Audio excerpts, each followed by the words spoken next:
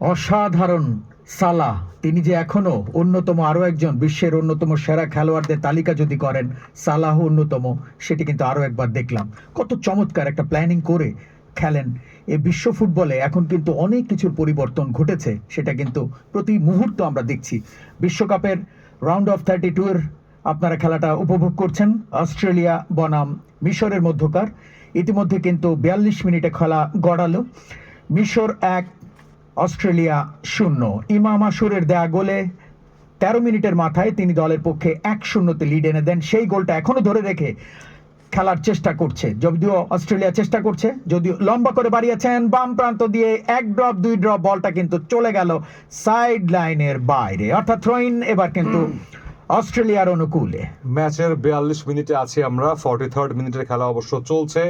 Score লাইনটা একই, Egypt এখন পর্যন্ত 1 গোলের লিডটা নিয়ে রেখেছে অস্ট্রেলিয়ার বিপক্ষে।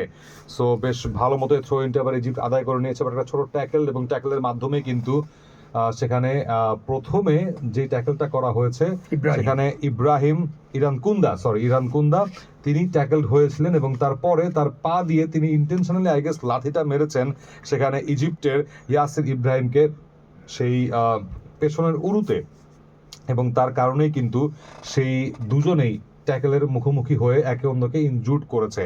যাই হোক, দুজনেই উঠে দাঁড়িয়েছেন, থ্রোইনটা সেখান থেকে হবে নিঃসন্দেহে ইজিপ্টের যে থ্রোইনটা।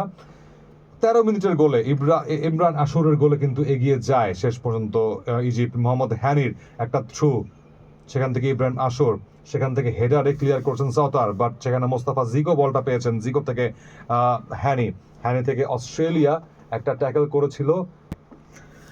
সুপ্রিয় দর্শক, আপনারা শুনছেন রেডিও ভূমি 92.8 FM। প্রথমার্ধের এখন কিন্তু 45 মিনিটে, অর্থাৎ প্রথমার্ধের যে 45 মিনিট, সেই 45 মিনিটে আমরা উপনীত। দেখা যাক এক্সট্রা টাইম কতক্ষণ দেয়, কিন্তু ইতিমধ্যে এখনো পর্যন্ত মিশর 1-0 গোলে এগিয়ে। এই দল যারা জয়লাভ করবে তারাই আজকে যে আরও একটি ম্যাচ রয়েছে আর্জেন্টিনা এবং কেপ ভার্দে, তাদের মধ্যে যারা জয়লাভ করবে তাদের সাথে মুখোমুখি হবে। এবং আর্জেন্টিনার যারা সমর্থক রয়েছেন তারা হয়তো বলবেন, কেন কমেন্টেটর এভাবে বলছেন? অবশ্যই আর্জেন্টিনা জয়লাভ করবে, সেই প্রত্যাশা।